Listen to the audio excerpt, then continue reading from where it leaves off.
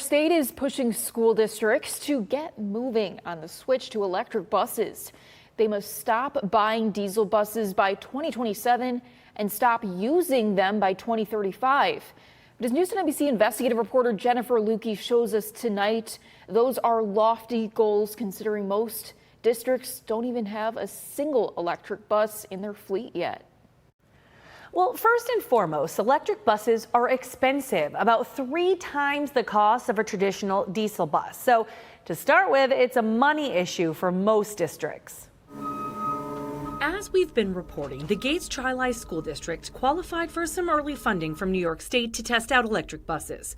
It's got 5 full-sized electric buses in a fleet of about 80 and has had a good experience with them. But they were only able to afford them because the state kicked in the cost difference between the old and the new.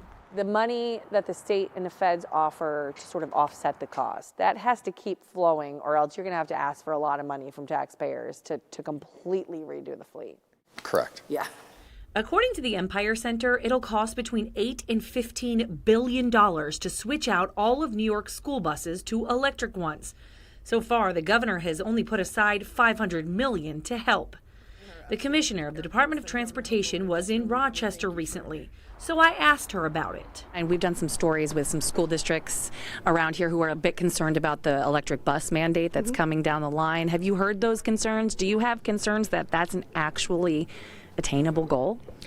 I do believe that it is. We're working right now, the NYSERDA, which is the state agency that has the lead on this, from a state perspective, we're partnering with them, as well as, and what we're doing is taking the state funds that have been dedicated to this, matching it with the federal funds that are available, and looking how we can actually make sure that we're granting dollars to communities across the state to actually achieve those electric bus goals that we've set for New York State. And they're very aggressive, but for a reason. We want to make sure that people have the ability to access funds to get us to this zero emission level. The state says the price of electric buses and charging stations is coming down and the technology is getting better. So as you heard there, they do believe the goal should be feasible over the next decade. We, of course, will continue to follow the issue. Jennifer Lukey, News 10 NBC.